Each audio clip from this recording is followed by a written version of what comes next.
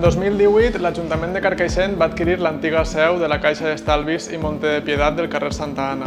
Aquest edifici ha sigut des de la llar de jubilats fins a la seu ocasional de la Universitat Catòlica.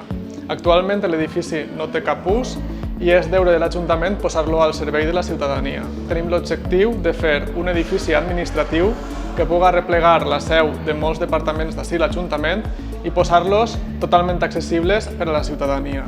De tots és sabut que la seu del jutjat de pau, així com d'altres departaments de l'Ajuntament, ara mateixa no són accessibles per a persones amb diversitat funcional.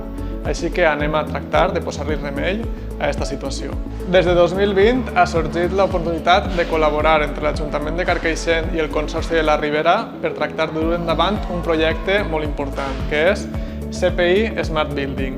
Este projecte, que ja s'està desenvolupant a altres municipis de la Ribera, consisteix en la transformació d'edificis municipals en espais de no consum energètic, sinó d'aportació d'energia al medi. Aquesta aportació d'energia s'aconsegueix mitjançant tres objectius bàsics, en l'elaboració del projecte d'arquitectura, que és el primer, la millora de les envolvents de l'edifici existent per tractar d'emetre o de consumir la menor energia possible. El segon objectiu és la instal·lació de captadors solars en les seues cobertes o qualsevol altre element que pugui arribar a captar energia sostenible del medi. I el tercer punt, que s'allargarà una miqueta més en el temps, serà la instal·lació d'un punt de recàrrega de vehicles energètics en el carrer Santa Anna. El Consorci de la Ribera ve desenvolupant des de l'any 2017 una línia de treball per al foment de la compra pública d'innovació entre els ajuntaments de la comarca de la Ribera. Es pretén impulsar projectes de rehabilitació energètica d'edificis i d'instal·lacions municipals a través del procediment de compra pública d'innovació, amb l'objectiu de reduir les emissions de gasos d'efecte hivernacle i promocionar un ús més sostenible de l'energia, traccionar la innovació de la demanda perquè les empreses invertisquen en innovació i investigació per així tindre un teixit productiu més competitiu i que els ajuntaments de la Ribera oferisquen millors i més eficients serveis públics a la seva ciutadania. En el projecte Smart Building CPI 2020, que està desenvolupant-se a Carcaixent, l'Ajuntament de la ciutat licitarà l'elaboració d'un projecte de rehabilitació de l'edifici per tal de reduir la demanda energètica, descarbonitzar les activitats relacionades amb l'arribada i ús de l'edifici i millorar notablement l'eficiència energètica. Es pretén, entre altres especificacions, optimitzar l'aïllament tèrmic i maximitzar l'aprofitament tant de la il·luminació com de la ventilació natural. L'edifici objecte es troba situat entre mitgeres, amb la façana i accés principal al carrer Santana número 7 de Carcaixent, amb orientació nord-oest. Es tracta d'un edifici construït en dues fases ben diferenciades, construïdes en 1955.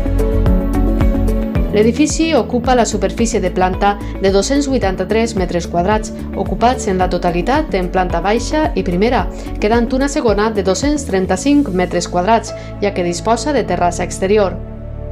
La coberta superior es resol tant amb teula inclinada en les dues primeres crugies i terrassa plana en la part posterior, on es preveu la instal·lació de generació local d'energies renovables. Part de les mitgeres queden exposades per la diferència entre edificis en la inserció urbana. L'immoble presenta una protecció arquitectònica de grau 2. La part davantera, o noble, que recau a la façana, està marcada per l'estil regionalista propi dels edificis de les caixes d'estalvi d'aquella època, amb una façana historicista revestida amb detalls decoratius de plaqueta ceràmica caravista, balconades de forja amb taulelleria i detalls en pedra treballada. L'estructura que suporta aquesta part davantera es composa a base d'un mur de càrrega de façana d'una única fulla de peu i mig aproximadament i forjats de fusta amb revoltons. La part posterior de l'edifici es resol mitjançant estructura de pòrtics de formigó i presenta espais molt més oberts, inclús a doble altura.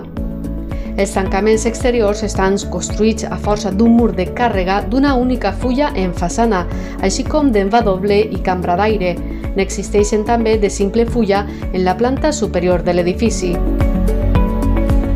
Les fusteries exteriors són de reixeria de forja amb vidres en planta baixa i de fusta amb vidre simple en la resta de plantes, amb protecció de persianes en les de façana. La coberta d'última planta també presenta lluernes de metacrilat que il·luminen l'espai central a doble altura. A més de la millora energètica de l'embolcall de l'edifici i la generació elèctrica a força de renovables, es preveu el subministrament de dispositius de mobilitat elèctrica. Al tractar-se d'un edifici protegit característicament, l'impacte estètic exterior ha de ser mínim.